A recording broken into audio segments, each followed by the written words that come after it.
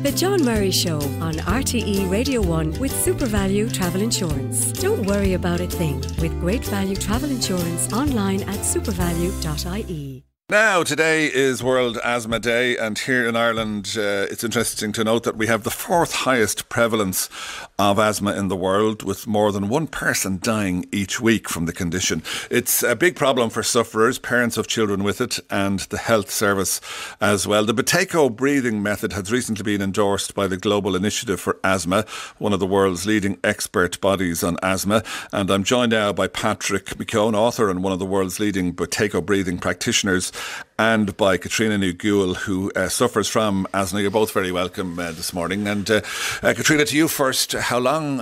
When was your asthma first diagnosed? Well, I've had asthma all my life, but I suppose it wasn't really diagnosed until I wasn't on my first inhaler till I was 11 or 12. But up until then, I had suffered, but there kind of was, it just wasn't as bad. As in, I have a coughing type of asthma, so it was like I had croup. So they kind of didn't give me an inhaler until I was a bit older. Until you were 11 or 12, yeah. And what impact did it have on your life? Listen, it impacts a lot of my life. I get sick at least 3 or 4 times a year, and with that, then I have to go on a lot of oral steroid inhalers. I have a nebulizer. It really does impact. I'm off work regularly, and with my family, it impacts. I have 3 small children, so at the moment it impacts a lot on them as well. It can't be easy then. No, it's not easy. No. And when you have, the bad doses of it, yeah. How long do they last? Well, over the last few years, what did they do to you? You'd be flattened. You can't really do anything. And over the last few years, it's become worse and worse. And I was hospitalised over the last couple of years as well for short stints, but off work for long periods of time after that. And so what I decided I had to do was look into something different, which is when I looked into Patrick. Yes, so we'll find out more about that in a minute. But take us through one of the attacks and how it would manifest itself. Well, what happens for me is I have a very allergy-based asthma, and so I have these very quick flare-ups. And what happens is it's more affects my breathing, and I start coughing more than getting breathless. And what happens is I cough and cough and cough, and I find it very hard to control it. And the only thing that controls the coughing then is taking the oral steroids, or I'm on an inhaler all of the time, but the extra steroids. And then I have a nebulizer at home, and I take that 4 or 5 times a day when I get really bad. And you've 3 children, as you say. Yes. So it's not easy for them to see Mammy sick, and that it's tough for them actually. And I think with having the children, it's gotten worse because maybe I'm more conscious of looking after them and more conscious of trying to keep well. When I'm well, I'm well, but when I'm sick, I get really sick, if that makes sense. And what age are your children? So I have a 7-year-old, a 5-year-old and a 2-year-old. I see. So they would be wondering, as you say, well, the 7 and 5-year-old would be wondering definitely what's going on. What's wrong with Mammy. And what can't you do as a result of your asthma? Well, actually, I just am very careful because I'm very allergic. I'm very careful about everything and animals, and I'm always washing my hands, and dust and smells in the air, and I'm a little bit over the top probably, but people who know me go, oh, there she goes. But it's to protect myself and to keep myself well, and I've learned over the years that if I'm not careful, then I end up getting really sick, and I'm the one that has to suffer in my family. So it's worth being careful, to make sure. And I don't go out in the rain much either. It's a no. No. If I get wet, it's pretty bad, yeah. I see. And do you feel an attack coming on? I feel very tight in my chest, yeah. But, I know other asthmatics, they get very breathless and all that. Whereas mine, it's just a coughing, and it's like I get caught in my throat, and I cough and cough and cough. And and of course then that brings on a bit of panic with it, and you get stressed, and that makes it worse. So it's trying to control all of that, and up until now all I've done is to control it is take the drugs and hope for the best. And the problem is that all those steroids, and they're just not working like they used to work. And why is that? I don't know why. And I've had to take, say this year in September I got sick, and I pretty much was sick and on steroids on and off for 3 months. up this year, and it was getting worse, and I was afraid that I was going to end up in hospital like I had the last time. And so I said there has to be another way. So that's what and that's another way you found. Patrick, I'll bring you in here. Tell us all about this Buteyko breathing method. What exactly? Sure. It was developed by a Russian medical doctor back in the 50s. And basically he recognised that people with asthma or people who are unhealthy overbreathe. So they breathe too much. And I know that comes as quite a shock, because oftentimes with people with asthma we feel that they're not breathing enough. But if you look at the breathing volume, if you look at how a person with asthma breathes, it's often through the mouth. You'll see noticeable breathing. It's upper chest breathing. There's no gaps between pauses, and there's large amplitudes, and oftentimes they sigh. So even though they're not, this is in between symptoms. Their regular breathing is heavy. And if you were to look at the more severe the person with asthma goes, the more they breathe. Now, Buteyko said, well, this over-breathing is causing the airways to constrict, that the person with asthma is not just breathing heavy because of their condition, but that there's a feedback loop there. Now, this is well documented in the medical literature. When you say a feedback loop, what do you mean? So, say, for example, I was an asthmatic for 20 years until I came across this myself, and I was wheezing type of asthma as opposed to coughing.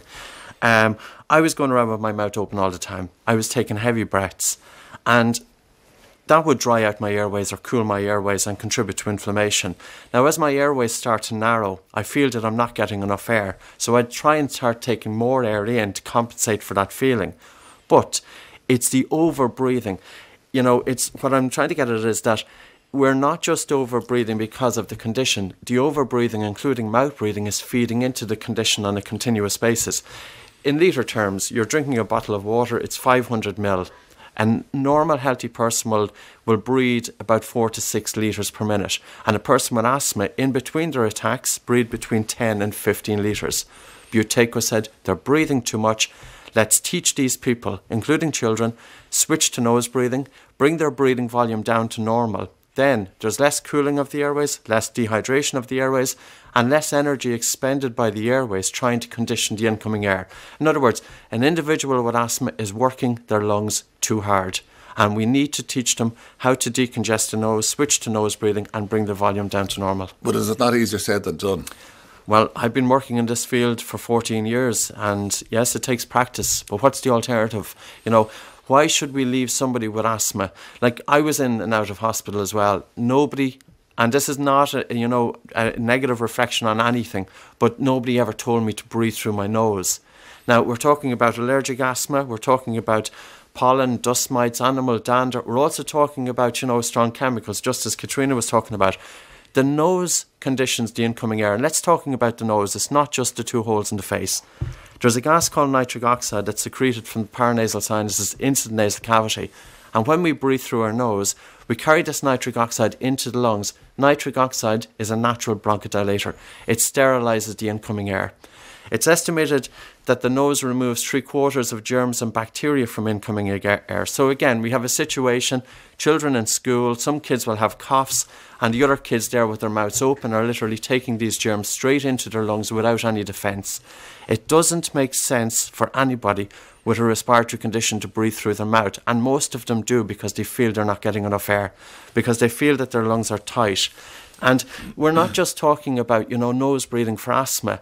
If we have a child that breathes through their mouth for a significant period of time, because I talk about this internationally, especially at dental conferences, all mouth-breathing children, it can have abnormal developments to the shape of the face, including crooked teeth.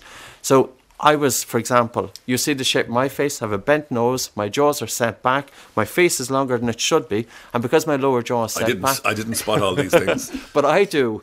And you know what, when I go to these conferences, of course, we're looking in rooms with 400, 500 medical personnel, especially in the States, and they're talking about we must start teaching children to breathe through the nose. And it's coming into the literature. Dr. Christian Guilleminault, he's a Stanford-based university professor. He discovered obstructive sleep apnea back in the 70s. And he said recently, 2014 papers and a new pre-press paper, 2015, we must teach our children to breathe through the nose. And I know, John, it sounds so simple. It does. But this is really the crux that we need to do. But almost too good to be true. I'm sure there are asthma sufferers who are listening who may have tried breathing through their noses. But that's where I come in. Yeah. Like, if I give you Katrina's example, of course, if you just teach somebody, if you just tell them, breathe through your nose, if they've been breathing through their mouth for a period of time, they're going to feel suffocated. Now, there's a part of the brain that regulates your breathing, just like a thermostat for heating in a room. We can give breathing exercises to reset the breathing centre so that your breathing comes back down to normal. Look at the clinical results. You just spoke about the Global Initiative for National Asthma. We also did clinical research with Limerick Regional Hospital through the University of Limerick. And for rhinitis and sinusitis and asthma, which affects about 60% of asthmatics, it showed a 3-month follow-up, a 70% reduction of symptoms, including the inability to breathe through the nose, and snoring is included there as well, because if we're having noticeable breathing, we're going to be breathing heavier at sleep, breathing through the mouth, and also this is going to be contributing to sleep disorder breathing. But Patrick, isn't it fair to say that some asthma sufferers have it so bad that they can't actually breathe through their nose because things are the way they are? But what we can do is there's so many different exercises and approach to use with different people. I've used it from the worst people with asthma that can't get up a flight of stairs to Olympic athletes with asthma. I've used it across all forms Olympic and athletes? all spectrums, yes. Who? I won't. Well, there is an Irish girl that competed in the Summer Olympics. I won't put her public because I can't. And I worked with 2 from Australia. Okay. Katrina, it's made a significant difference in your life? Yeah. Now, Patrick will know the first day that I went to the class there, I couldn't close my mouth and breathe through my nose. And it does take practice. And it has taken me, I practice every day and I do the exercises every day. And I mean, I've only done this since January and I have seen a huge difference in me, and which is why I decided I would do this. And that I'm hoping by this time next year that I'll be much, much better. But it does take practice. And what I found is, and because my asthma is very allergic based, that I can't believe how much difference it has made for me. And that, I was taking 2 antihistamines a day and, all the stuff that goes with it to try and keep it all at bay. Whereas now I'm not taking them as often. I still take them, but I'm not taking them as often. And that breathing through my nose has definitely helped. But it does take practice. I found it extremely difficult. And, it's frustrating. But I think with the exercises that you're shown how to do, it does help. I'm just interested then, when you say that it helps, if you feel an attack coming on, does that mean you're able to lessen the impact it has by breathing in this way? When I was going, when I started the classes, I was on a lot of medication. And what I had said, Patrick, I said, well, my asthma is very coughing based. How do I stop the coughing? And Patrick said, oh, you just have to stop it. And I was going, well, I can't do that. That's not going to happen. And with the practice, and recently I've been, it's very allergic at the moment with the air and the rain and the warm and everything. I feel very allergic at the moment, and I've been getting these little kind of attacks sort of, but where I feel constricted, and I've just automatically you do the exercise, which is hold your breath and calm the breathing, stop the coughing, and it really works. But then I do, because it's a habit, I do take my inhaler after this, whereas before I would have reached for my inhaler straight away, or panicked if I didn't have it, or, whereas this way I'm calming the breathing. It's just a much more natural way of it working, and it has worked for me so far. Mary asks a question: is there any reasonable connection between the chemicals used in ladies' hairdos and coughing asthma, Patrick? Well, we can't really live in a bubble. And again, I'd say to Mary it sounds so simple. If we're breathing through the mouth and we're breathing very heavily, we're going to take a lot more of these chemicals into the lungs. So if she is triggered by airborne particles, address her breathing volume. And I would probably don't use them, What's the point in using so many sprays? Or at least hold your breath. And deodorant's the same. There's no point in filling a room full of chemicals if you can at all avoid it.